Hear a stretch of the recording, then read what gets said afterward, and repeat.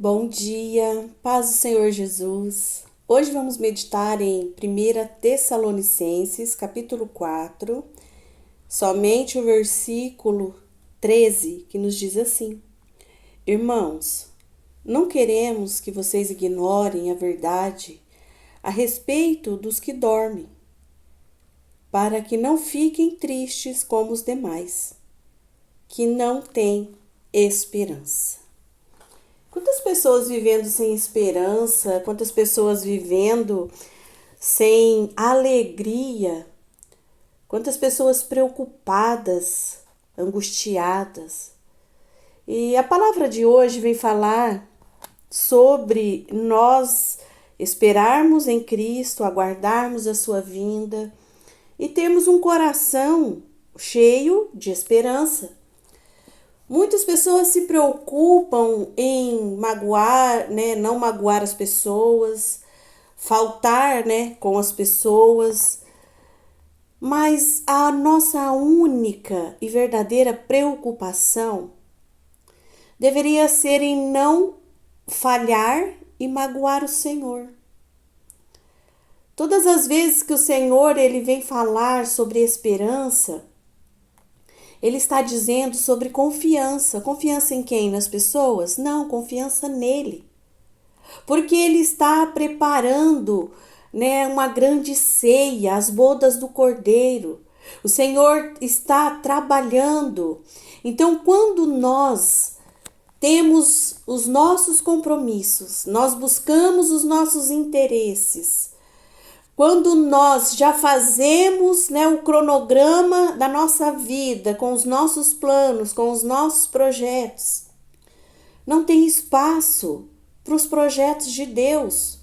Não tem espaço para o propósito de Deus ser cumprido na nossa vida. Porque se nós ocupamos todo o nosso tempo com o espaço, com nossos planos, como que Deus pode trabalhar em nós e através de nós e nos colocar dentro do propósito que Ele tem? O inimigo, ele tem usado circunstâncias aparentemente naturais aos olhos de muitas pessoas para nos prender, nos manter cativo nesse mundo. E como que ele faz isso? Fazendo com que as pessoas se importem com o cronograma pré-estabelecido por elas mesmas. Os meus sonhos, os meus planos, os meus projetos, a minha vontade. Quando o ser humano ele coloca em primeiro lugar o eu, ele se torna materialista. E é isso que o inimigo quer, te prender, te manter cativo nessa circunstância que aparentemente aos nossos olhos, é normal. A gente querer conquistar, progredir, estudar, trabalhar, construir família. Tudo isso é muito bom, mas tem que estar dentro do plano de Deus. E muitas vezes nós fazemos os nossos planos fora do propósito de Deus. E o Senhor, ele deseja que eu e você, nós venhamos viver o reino dos céus aqui na terra. Então, se eu tenho que viver o reino dos céus aqui na terra, porque quando nós oramos o Pai Nosso, nós falamos que venha o teu reino. Seja feita a tua vontade. Então, o Senhor, ele quer que nós venhamos ter vida e uma vida abundante vivendo o reino dos céus aqui na terra. Mas o que o inimigo tem feito?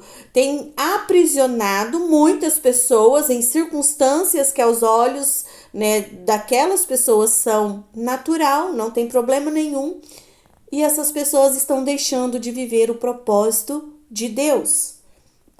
Então, nós temos que colocar, irmãos, a nossa fé e a nossa esperança no Senhor. Nós temos que viver o propósito de Deus com diligência.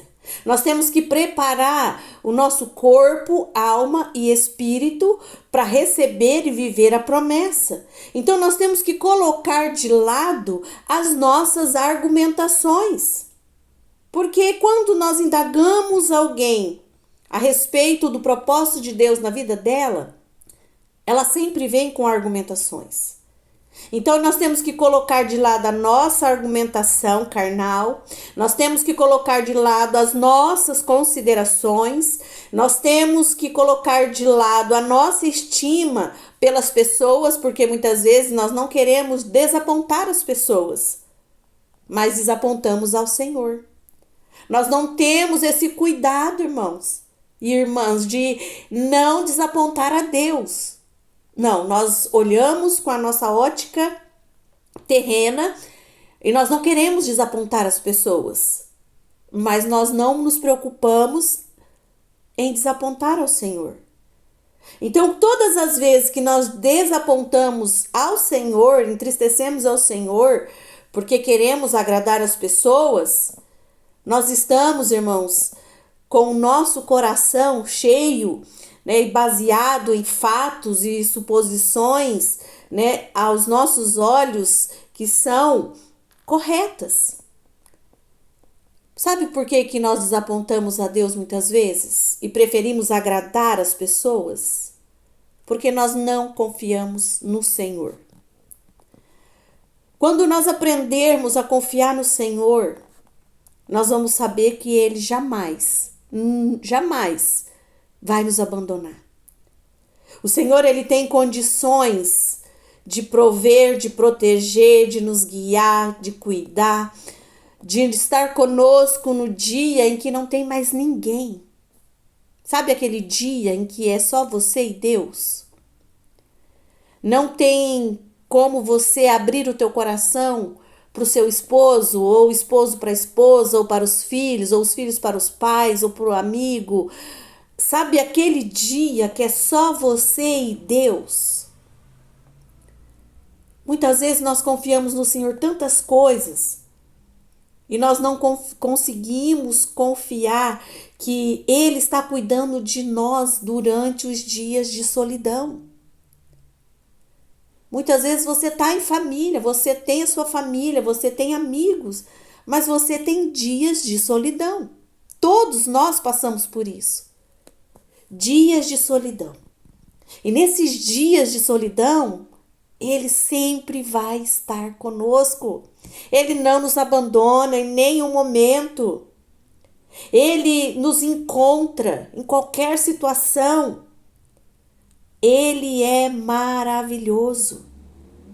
Mas para nós compreendermos essa presença, buscarmos viver o reino dele aqui na terra, nós temos que obedecer aquilo que ele vem falando conosco. Nós temos que se tornar um exemplo de obediência da palavra, um exemplo de obediência ao propósito que ele já, preparou, que ele já projetou para nós vivermos. Então nós não podemos ficar tristes como os demais, que não têm esperança. Quantas pessoas perdem a esperança quando algum ente querido da família, morre?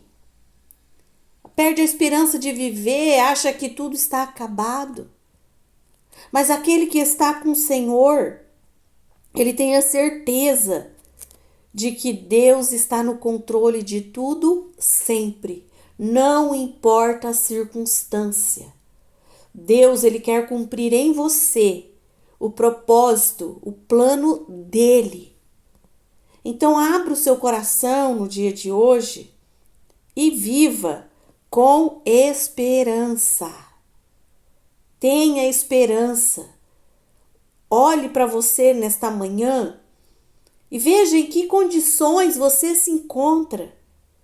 E clame pelo Senhor, porque Ele é maravilhoso, poderoso para te proteger, para te guardar, para prover, para cuidar de você e dos seus. Acaso Deus, ele não tem condições de cuidar de você?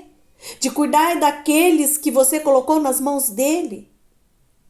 Então viva com o coração cheio de fé e de esperança. Não viva como os demais. Não fique triste, abatido. Não deixe a circunstância desse mundo te aprisionar. Porque é isso que o inimigo ele tem feito. aprisionado as pessoas nas circunstâncias do dia a dia. Olhe para você no dia de hoje e veja se você não está preso em circunstâncias que aparentemente aos seus olhos, naturais, é normal. Se algo tem te roubado desse momento de orar, de ler a palavra, de estar com o Senhor, se algo tem te roubado do Senhor, então não é normal. Às vezes você está trabalhando demais, está dormindo pouco, Aí já acorda estressado, sem paciência, já acorda correndo. Então, o seu dia está muito cheio. Quando nós nos apercebemos que o nosso dia ele tem sido consumido por situações diárias, circunstâncias do dia a dia, então é hora de você parar, rever as suas prioridades, ver aquilo que é importante e o que é prioridade. Sempre é o Senhor.